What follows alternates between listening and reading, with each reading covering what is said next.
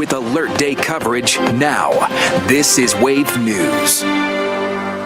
Good morning. We're waking up to a lot going on, an active radar, tornado watch, lots of wind. And things really starting to crank up, especially during that morning commute, too. So the heavy rain, the strong winds, that's something that will slow you down. I'm just going to say it will slow you down as we head through the morning. We have that tornado watch in place for those of you north of the parkways until noon today. And keep in mind, this is just with the first wave of showers and thunderstorms in our forecast for today. So here's what the radar looks like. We are seeing those heftier downpours anywhere from portions of Jefferson County through parts of Floyd and Clark County back towards Cordon and over into Du Bois County. So a lot to watch there. In the metro, some heavier downpours near Prospect and Crestwood. Watching this cluster of thunderstorms moving north from Bullitt County into Spencer County and eventually into the Louisville metro. This can produce some 40 to 45 mile per hour wind gusts along with the heavy rain. So for those of you from Fern Creek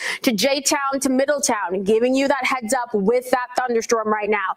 The storms that we were seeing, for those of you in Henry County, now starting to move out. The wind, as I mentioned, picking up. We're now seeing 39 mile per hour wind gusts across the Louisville metro. A wind advisory will be in place through this evening for the majority of us because we could see more of these 40 to 45 mile per hour gusts through the rest of the morning into the afternoon. Keep in mind, inside some of these thunderstorms that we see for today is entirely possible for us to see 60, 70 mile per hour wind gusts. And this is why we have that alert day in place. Notice we're going to keep the scattered showers and thunderstorms through the rest of the morning. That severe threat and rain chance is going up a little bit more as that front itself moves through later on this evening. Everybody outlooked with a slight risk of severe weather for today with a damaging wind and heavy rain that could cause some localized flooding along with a hail threat and the isolated tornado threat in our forecast. So a lot to watch today.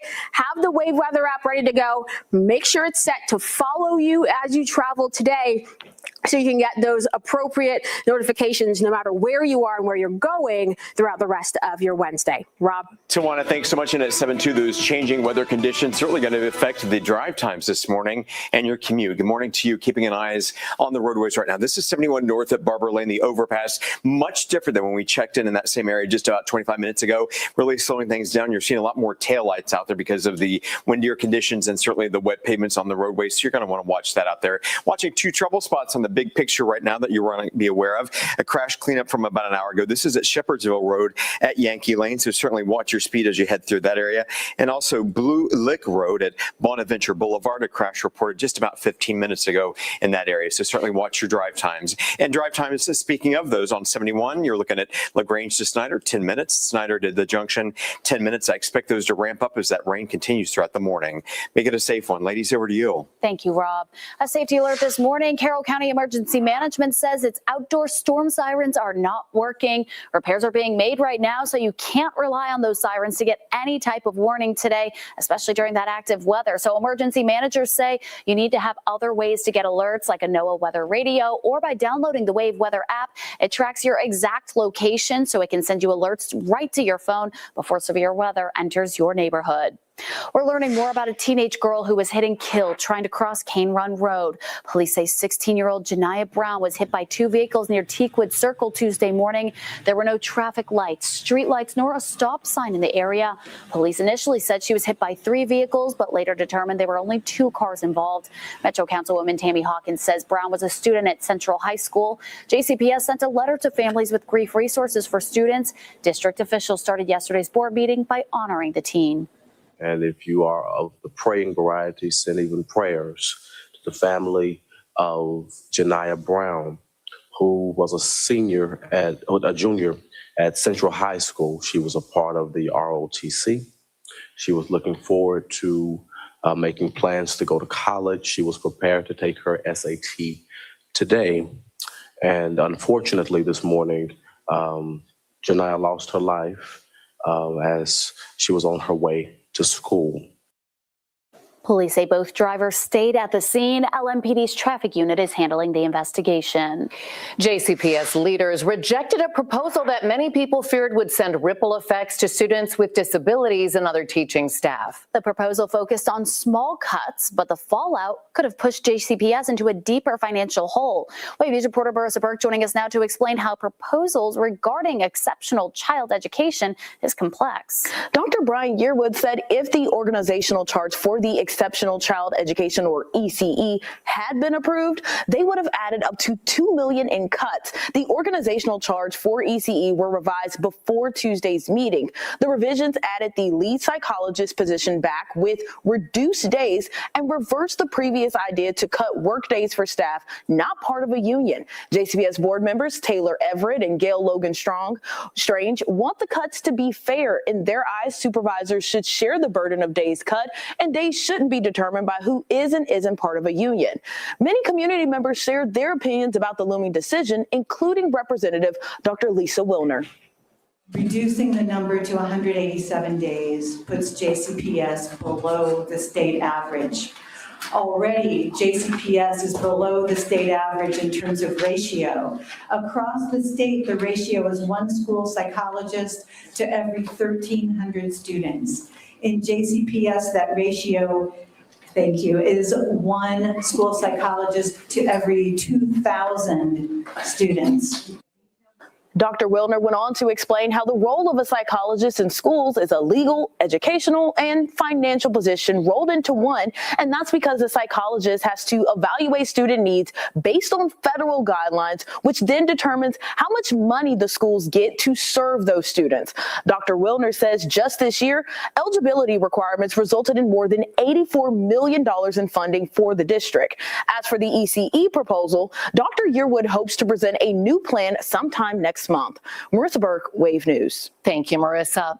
A vote is happening today to possibly expand the Floyd County fire territory. Our partners at the News and Tribune say the adoption meeting is tonight at the Pineview Government Center. All three boards, Highlander, Georgetown, and New Albany Township Fire, will be there. The proposed expansion would involve Highlander Fire joining Floyd County fire territory. The territory consisted of the Georgetown and New Albany Township Fire districts began in January. And if Highlander joins, Floyd County, outside of the city of New Albany, would be covered by a unified fire department. If it's approved, it will begin in January of next year. President Donald Trump will be in northern Kentucky and Cincinnati today. He'll make a stop in Hebron, Kentucky, where he'll speak at the Verse Logistics Contracts Packaging Facility before moving on to Ohio. Rob Wells is here with details. Rob? Hi, Olivia. This will be the first time that President Trump has come back to the region since being sworn in for yet his second term. The White House says that the president plans to discuss the launch of Trump RX. That's his program to lower drug prices in the United States. White House spokesperson Caroline Leavitt said that the commander-in-chief will also be discussing the economy in our region. Great Americans. The president will be joined by lawmakers from both states who he greatly admires and respects and supports. And he'll be meeting with business owners in both of these places and talking about the economy, which is, of course, the utmost importance to him. President Trump could also target Kentucky Congressman Thomas Massie. Massie has criticized the president for his handling of the Epstein files and the war in Iran. President Trump has endorsed Massie's opponent, Ed Galrain, in the upcoming primary elections. Wave News will have crews in northern Kentucky covering the president's visit all throughout the day, both on air and online. Shannon, back over to you. Thank you. The Kentucky Transportation Cabinet says it's considering reducing the number of lanes on the Clark Memorial Bridge. Officials say it's part of a project to repair steel bridge components and improve safety on the 2nd Street Bridge. The number of lanes would be reduced from 4 to 3. There'd be 2 northbound lanes, 1 southbound lane. Transportation leaders did not share a timeline on when a decision on the change might be made. Coach Pat Kelsey and the Cards are back on the court today in their first game of the ACC tournament, taking on SMU. U of L announced freshman point guard Michael Brown Jr. He'll miss the entire ACC tournament due to a back injury, a big blow there for the Cards. Brown has missed 11 games this season due to the injury, including the entire month of January. The Cards take on the Mustangs today at 2:30, and you can watch that game on ESPN. Wave Sports Director Kendrick Haskins is in Charlotte for the game, and he'll bring you more coverage later today on Wave. Wave. Meanwhile, Coach Mark Pope and the Kentucky Wildcats will play in the opening round of the SEC tournament today. The Cats are currently on a 2-game losing streak and will look to get back to winning in their matchup against LSU. Kentucky could get a boost off the bench. Good news here is Cam Williams is listed as probable for the game. He hasn't played since January. That's when he broke his foot. Tip-off for today's UK game against the Tigers is scheduled for 12:30 on the SEC network. And as for Indiana, they start their Big Ten tournament journey. The Hoosiers open play against Northwestern. Indiana actually lost to the Wildcats at home 2 weeks ago. They're hoping for a different result today. Tip-off for that one is at 6:30, and you can watch on the Big Ten network. And still to come, thousands of dogs will be competing this week at the Kentuckiana cluster of dog shows. We'll have a preview of some of the top dogs across Wave Country next.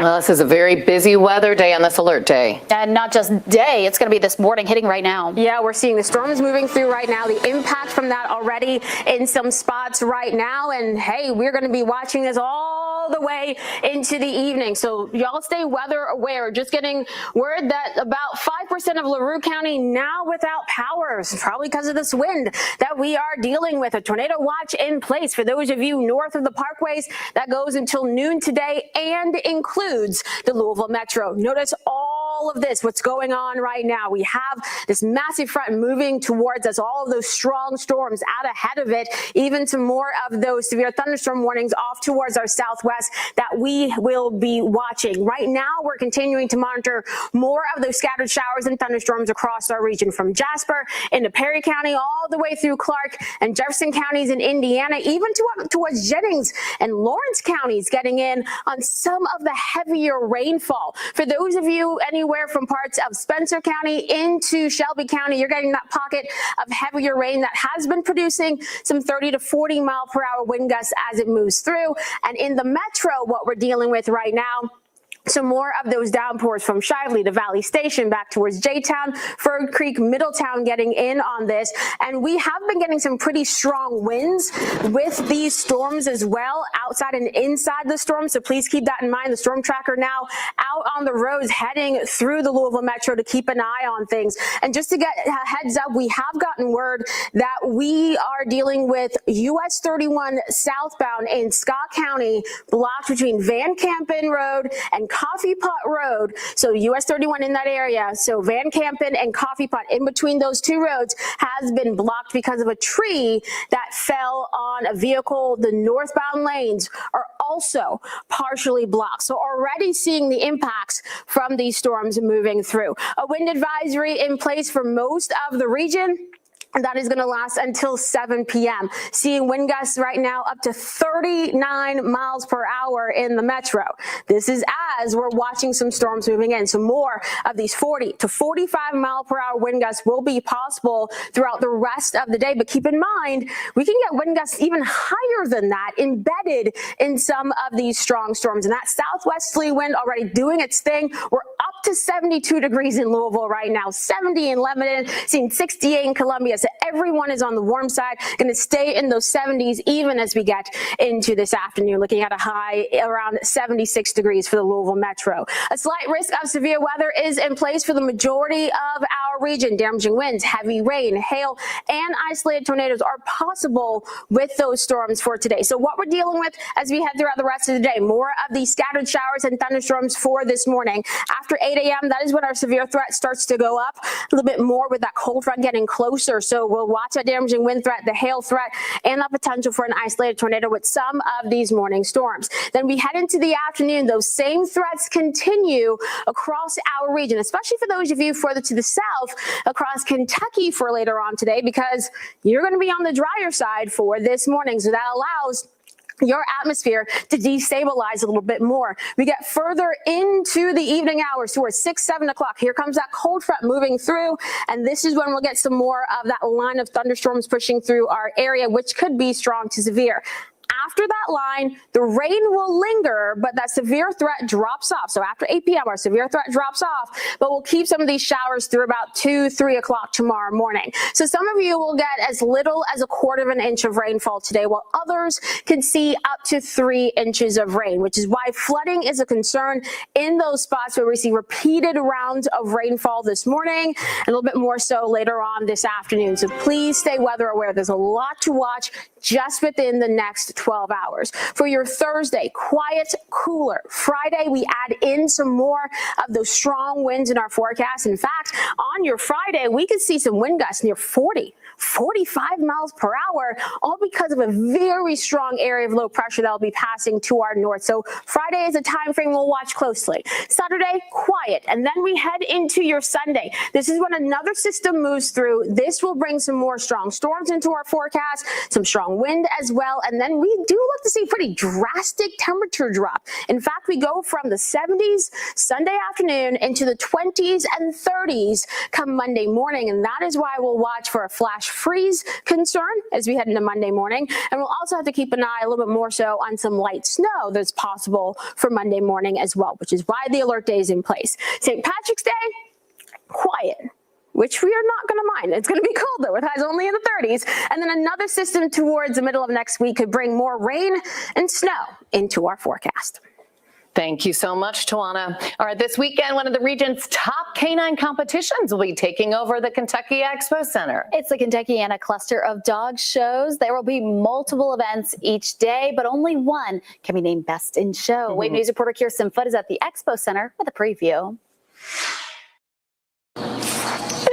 This is Maggie, and so she is actually a therapy dog. So she will be here at the show, and in my world, she is Best in Show for therapy dogs. And I'm here with her owner, Donna. You work with WAGS, and tell me what WAGS is. WAGS stands for Wonderful Animals, WAGS. Wonderful Animals Giving Support. Wonderful, yes. Yeah. And we are a pet therapy organization. We go to all hospitals, nursing homes, the airport, Ronald McDonald House.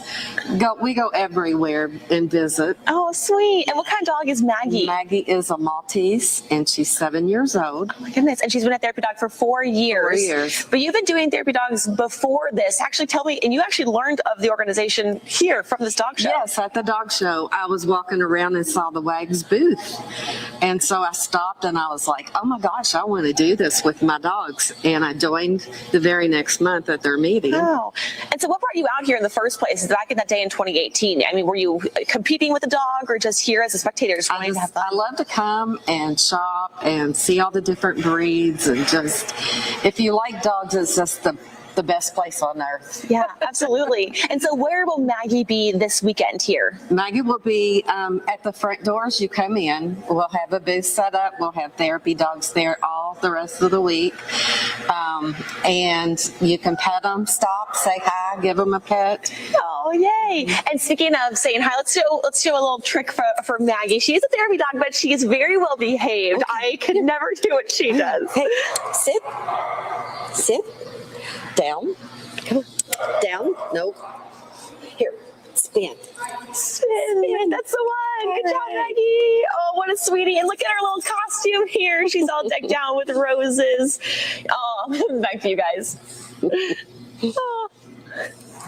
Thank you, Kirsten. That's worth going, right? Just to meet Maggie. She looks so cute. I mean, cute. and so many other great dogs that are going to be there too. Yes. I'm sure you're going to find one that you just love. Soccer fans in our area getting ready for the 2026 season for both our ladies in lavender and boys in purple. How the teams are getting fans hyped, plus another look at their new mascots after the break.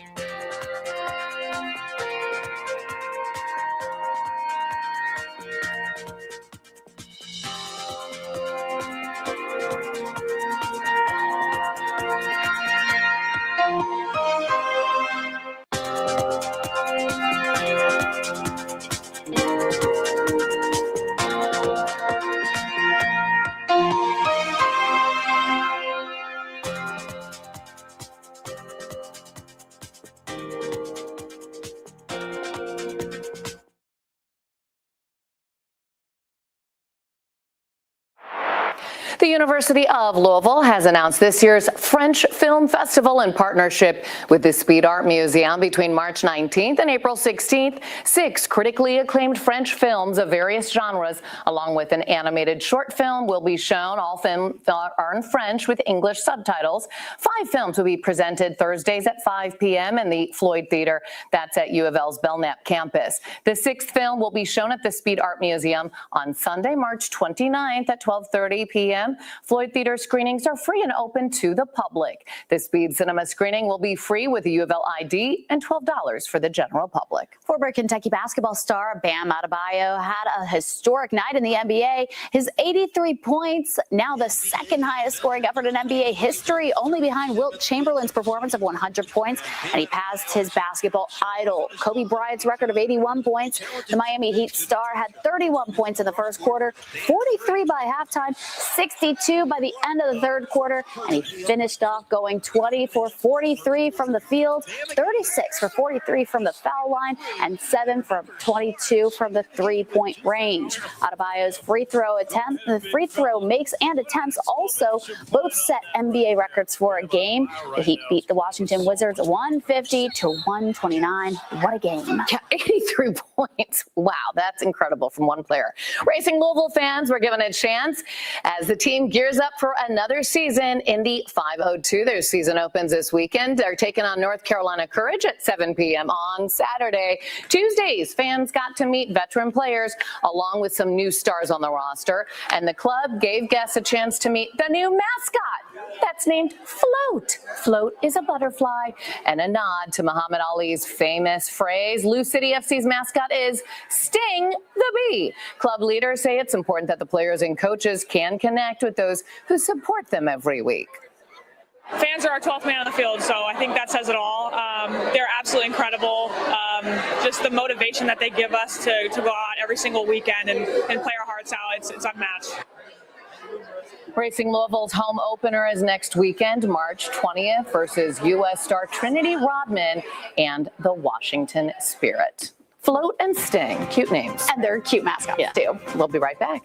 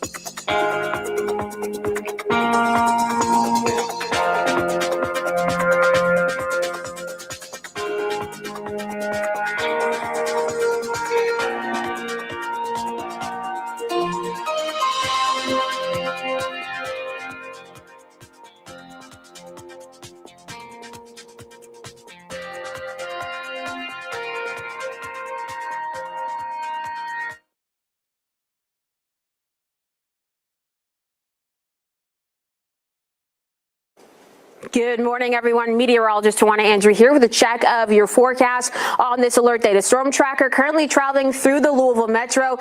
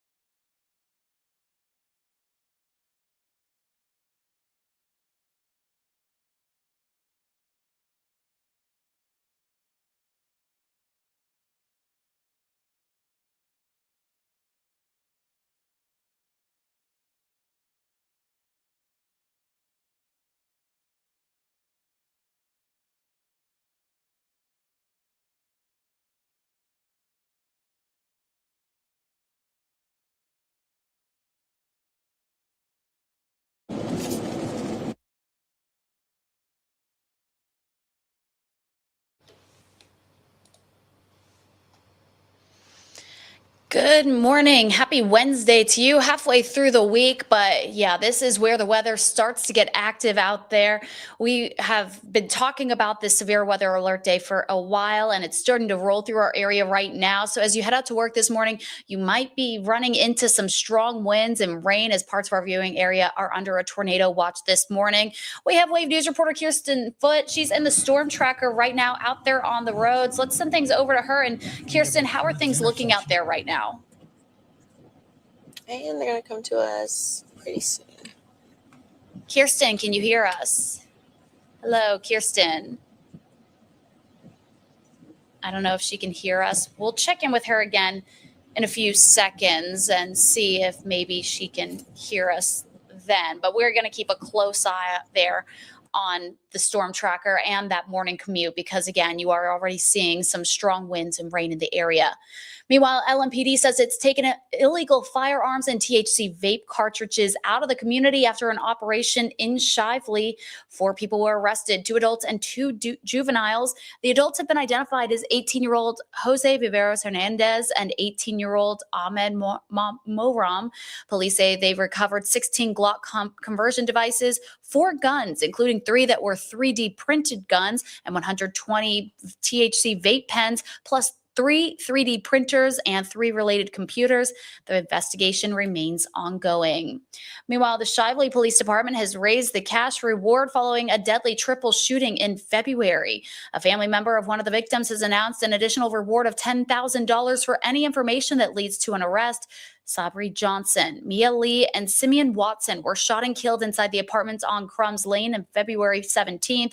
If you have any information on this shooting, you're asked to call Shively Police. Along with the $10,000, Crime Stoppers has already had a reward of $1,000 for any information that leads to an arrest. A jury has indicted a former UK student and former member of the stunt team in the death of her infant baby. A grand jury indicted Lakin Snelling for manslaughter, abuse of a corpse, tampering with evidence, and concealing the birth of an infant. Last August, Lexington police say they found a baby boy inside a trash bag in a closet. Snelling was arrested 4 days later. The Kentucky Medical Examiner's Office says the baby was born alive and died from asphyxia by undetermined means. At the time of her arrest, Snelling was a senior at UK, but she's no longer a student. Right now, she's on house arrest in Tennessee. A Honduran woman who had been living in Louisville for more than 12 years was recently deported back to Honduras. Her 4 children, 3 of them below the age of 12, are still here without their mother. The woman deported was not a citizen, but she also had no criminal record. Her attorney claims cases like hers are becoming a lot more common in our area. Wave News reporter Fernando Garcia Franceschini shares her story and why her lawyer says he's frustrated with how the process played out for her.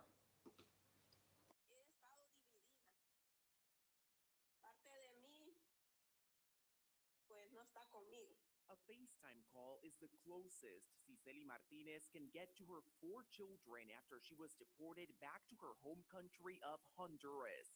Tuesday marks 6 months to the day she was taken into ICE custody and last saw her kids. Pero ya en la noche cuando yo ya me voy a dormir es triste para mí porque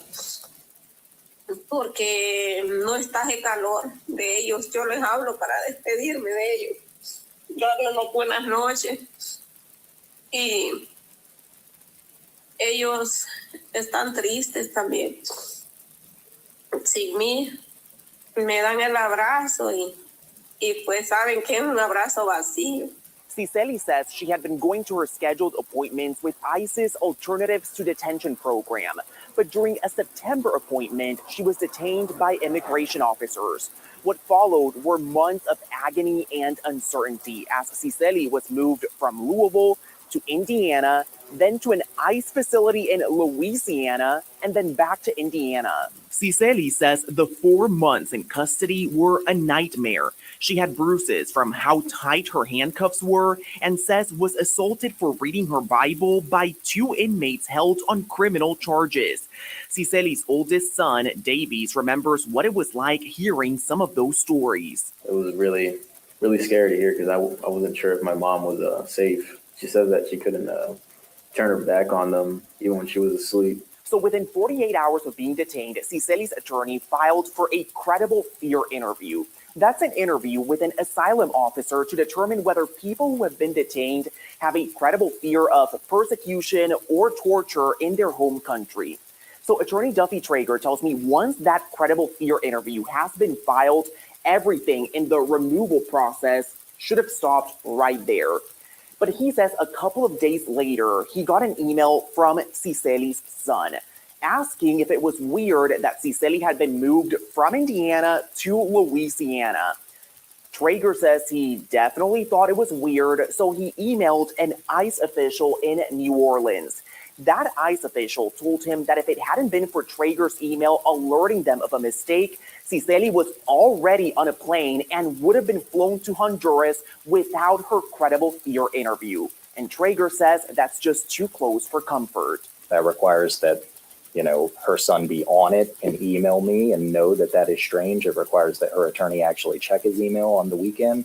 It requires that the ICE officer be sympathetic and actually respond to that email and do something about it. That's a whole lot of ifs. But Traeger says cases like Cicely's are becoming much more common in Louisville. He says he's working with other clients who've been here for more than 20 years. And it sounds like our audio having issues there on that story. But according to the law, Cicely's credible fear interview should have happened no later than 7 days after her detention. In her case, it took 72 days. Traeger filed U visa for Cicely, hoping to bring her back to the U.S., but that process could take at least 6 to 7 years because of massive backlogs. And if you want to see that full story and that video, hopefully you'll be able to hear it better. We should have that up on our website, wave3.com. U.S. Representative Aaron Houchet of Indiana and other representatives have introduced an act to help people with gambling addictions. The bipartisan House bill known as the Points Act of 2026 would expand prevention, treatment, and recovering services for those with gambling addiction. The act represents the first bipartisan legislation focused on gambling addiction introduced in Congress in more than 15 years. Under this legislation, for the first time, the federal government would dedicate funding specifically to address addiction. Some Kentucky lawmakers want to place cannabis-infused beverages under similar rules as alcohol. A Senate committee advanced Senate Bill 223, which would regulate THC-infused drinks and limit where they can be sold. If approved, the beverages could only be sold in licensed establishments and would be restricted to adults. Bars, restaurants, entertainment venues, fairs, and festivals could all serve the drinks, but only if they obtain the proper license. The legislation would also ban opening THC beverage containers in moving vehicles, similar to Kentucky's open container law for alcohol. That measure now heads to the full Senate for further consideration.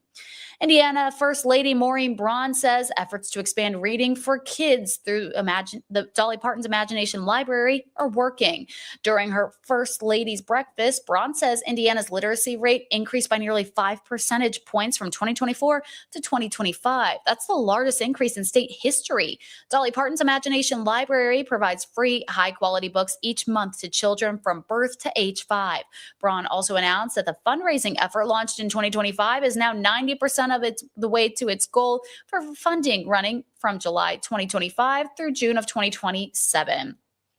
But again, we are keeping an eye on those storms in our area right now, and that could be affecting your morning commute. Let's check back in with Kirsten Foote. She's live in the storm tracker. And Kirsten, how are things looking this morning? Yeah, hey, Olivia, good morning to you. Things are looking very active this morning in terms of weather. Of course, as we know, as Tawana's been talking about all morning, I'll take you to a look at where we are right now. This is on Broadway Street. We do have our windshield wipers going. It's just sprinkling right now, but you can see that the roads are pretty wet because there have been pockets of rain that have been coming through the metro. So we're driving west at first, heading back east now over to the Highlands, and we really kind of saw those pockets of downpours kind of coming. So you might have some dry spots. You might have some, pretty heavy rain spots too. And another thing too, it's pretty windy out there as well. And we were in our big storm tracker, and even Flynn, my driver, he was, having to he noted that the vehicle was kind of being pushed a little bit by the wind. So that's something to watch out for if you are heading out today too. If you have a smaller, more regular sized vehicle like a sedan, definitely something to keep in in mind too. So lots of lightning also that we've seen this morning, and some rain. So a good idea to sort of keep the commute, give yourself some extra time and some extra space when you're dealing with lots of cars on the road this morning and lots of those rain showers, Olivia. Yeah, and Kirsten, we were seeing some of that lightning light up, and you can kind of see the car shaking there too. Is there a lot of heavy traffic out there right now, or do you think people are kind of, listening to those warnings and heading out early, hoping to ease that morning commute? What's the traffic looking like?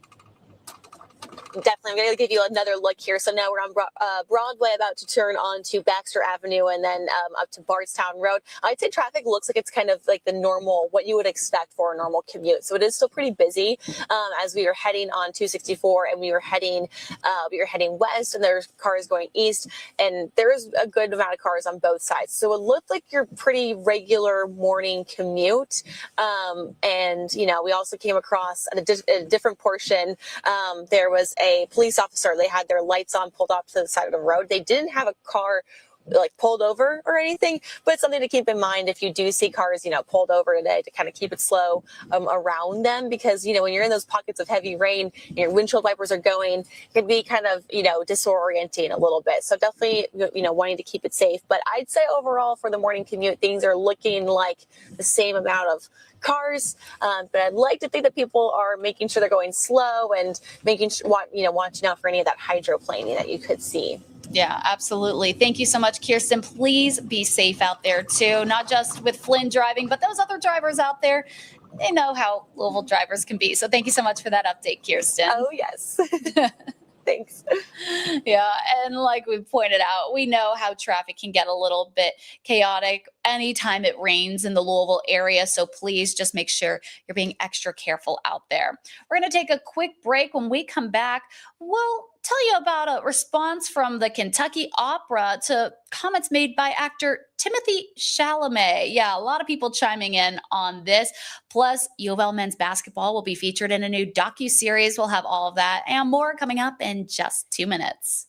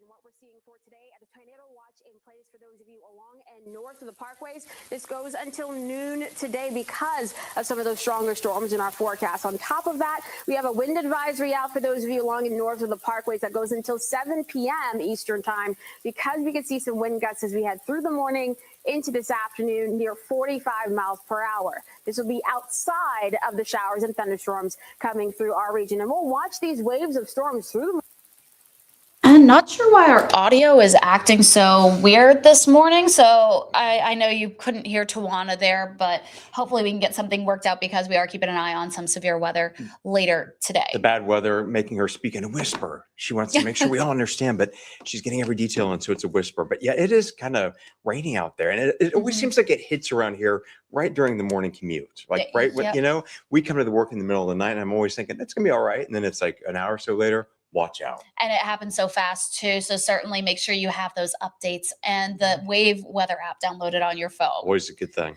Well, switching gears now, a 1,300-pound spacecraft is hurling towards Earth. That sounds totally safe, and it's expected to crash sometime today. Nothing to worry about. Right. But hey, NASA says it's really unlikely that anyone will get hurt. So this is what we're talking about right here. This is the Van Allen Probe A. NASA previously said it would re-enter Earth's atmosphere last night around 7:45, but they're giving about 24 hours wiggle room there, and they're not sure exactly where that debris will even fall. It says most of the satellites should burn up in the atmosphere, but some could make it down to Earth's surface.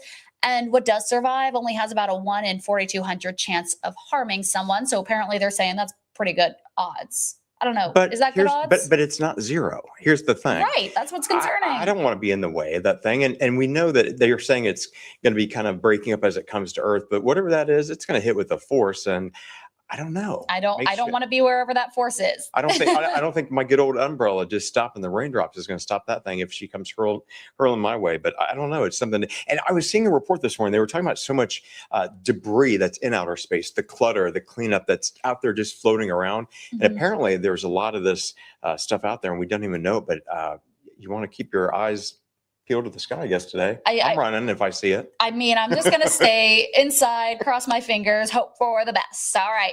Well, Hollywood star Timothy Chalamet is in some hot water with fine arts industry after some comments he made. Yeah, what was he thinking? It's even drawing attention from Kentucky's art scene. Now, in a promotional interview, I believe this was he was with actor Matthew McConaughey doing a piece. The actor said, quote, "I don't want to be working in ballet or opera or things where it's like, hey, keep this thing alive, even though like no one cares about this anymore." You have to say that with an attitude there, like a young guy's attitude. Yeah, I don't want to be working in the ballet or opera, things like, you know, hey, it's like keep this thing alive, even though nobody really likes it anymore. How about that? Hey, the Kentucky Opera, they completely disagree, as you might imagine, giving a playful response, and they're even offering families a chance now to catch a show at a big discount. It says in part, quote, "We at Kentucky Opera have recently caught wind that, quote, nobody cares about what ballet or opera have to offer. Respectfully, Timmy, we disagree.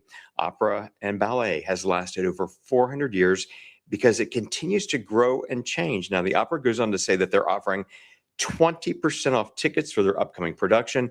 They're asking people to use the promo code Timothy, I love that, to redeem that deal. The company hopes that the discount and the debate around Chalamet's comments will encourage more people to experience the opera for themselves. Maybe he knew what he was doing and was like, hey, I can help them out too. Like, let's spark some interest in opera. My thoughts are that his agent won't be getting any offers for him to do any kind of theater with ballet or pieces like that. But that has lasted the long length of time and going to be around a lot longer than a lot of Hollywood stars' careers, I have to believe. And there's so much passion for it. So. I agree. But hey, I mean, he said what he said, and people are responding the way they want to. Absolutely. All right, taking a look at this, Sports Illustrated going behind the scene with Louisville men's basketball for a new docuseries about March Madness. Now, this trailer just dropped for Sports Illustrated's March into Madness. You can see the excitement, almost the veins popping out of Coach Pat Kelsey's neck right there. This is a 5-part series that follows Coach Pat Kelsey and the Louisville men's basketball program, plus those expectations to excel in collegiate sports, because we know Cards fans have such high expectations for their guys. March into Madness will feature this year's ACC tournament and Selection Sunday, documenting the final chapter of the season as it happens.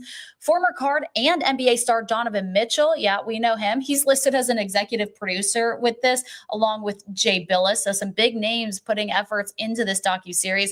The first 2 episodes will drop this Friday at 9 a.m. Apparently there's a new SI TV, Sports Illustrated TV, that just launched, and that's where you'll be able to watch it, because I was wondering, like, how do I watch this? Yeah, it's good check it exposure out. for the team. And Kelsey he represents so well. He's so positive. He's so well spoken, so upbeat about everything, and certainly the future of his players and everybody with that team. So I can't wait to see what's ahead for them. Yeah, I love how you can see the passion, like I said, Yeah. just by the veins in his neck when he's getting intense. He makes me feel like I can get out there and play some good basketball, and I can't play any good No makeup basketball. needed for those special effects. He just has it naturally. Good for him. Well, thanks so much for joining us, Rob. We're going to take a quick break. We'll be right back with the latest on the situation in Iran. Stick with us.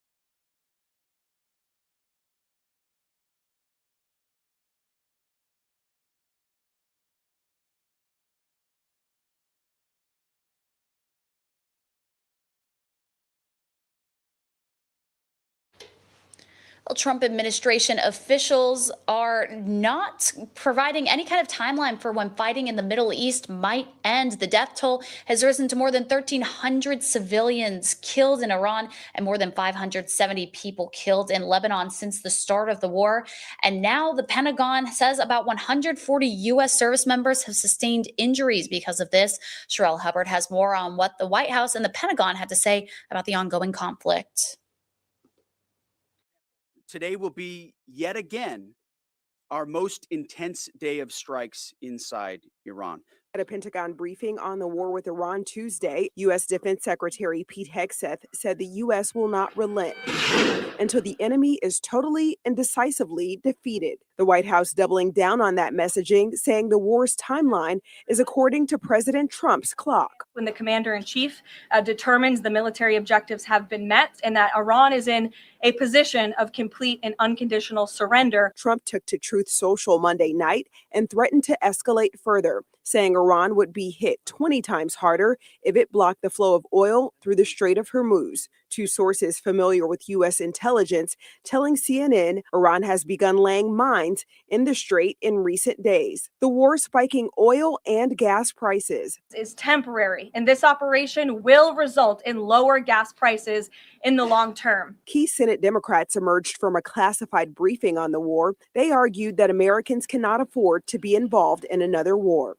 There's no time to pay attention to how families are paying more, but there's $1 billion a day to go to the Middle East and drop bombs on Iran. We think this war is illegal. American troops are being injured, more than 100 injured, 7 died. And the White House says the president isn't ruling out the possibility of putting boots on the ground. I'm Sherelle Hubbard reporting. Meanwhile, the British military says a cargo ship was attacked in the Strait of Hormuz overnight. Around 20% of the world's crude oil passes through the area in the Persian Gulf. Iran has not claimed responsibility for the cargo ship attack this morning. The British military says the vessel was hit by a projectile. Iran's Islamic Revolutionary Guard Corps has previously warned that any ship passing through the strait would be attacked. U.S. Central Command says it has sunk 16 mine-laying ships in the strait, but the U.S. Navy says they haven't had dedicated minesweepers in the Gulf since last September. Operations in the area will have an impact on oil prices. Crude oil was last trading at $83 a barrel on Tuesday. Senate Minority Leader Chuck Schumer is calling for an investigation into a strike on a school in Iran. Schumer took to the Senate floor to call for an independent investigation to reiterate his calls for a public hearing on the war in Iran. In his remarks, Schumer called President Trump a liar, arguing the president was not being honest when he said the strike came from a different country. Donald Trump's also a liar. He claims that Iranian Tomahawk missiles were responsible for the bombing of an all-girls school that killed 170 people, including many children. Iran doesn't have Tomahawk missiles, Donald Trump. The claim is beyond asinine. Again, he says whatever pops into his head, no matter what the truth is. The Pentagon has said it is still investigating the strike, while the Israeli military has maintained it is not aware of any connection between its operations in Iran and the school strike. President Trump told reporters on Saturday the U.S. was not responsible for the bombing, saying, quote, "In my opinion, based on what I've seen, that was done by Iran." Well, if you're planning on flying over spring break, you might want to be at the airport early, no matter where you are in the country. That's because some travelers are waiting in security screening lines for hours as the partial government shutdown continues. The Transportation Security Administration says agents are about to miss paychecks and some aren't showing up for work because of it. It says the screening line at Houston's Hobby Airport was more than 3 hours Sunday and Monday. Louis Armstrong New Orleans International Airport reports recent wait times up to a couple hours. Other hard-hit places include Atlanta and Charlotte. Now, TSA PreCheck is still open right now despite plans to close it, but global entry is not open. In a statement, Louisville Muhammad Ali International Airport says at the time, screening operations remain normal at security checkpoints in Louisville. But of course, we know that could change, and just want to make sure that you're getting to the airport early and on time. Don't risk it out there. You don't want to miss a flight. Thanks so much for joining us here for Sunrise Extra. Hope you have a great day, and make sure you download the Wave Weather app and check in with meteorologist Brian Good for his weather blog later this morning to keep up with that risk of severe weather. Have a great day.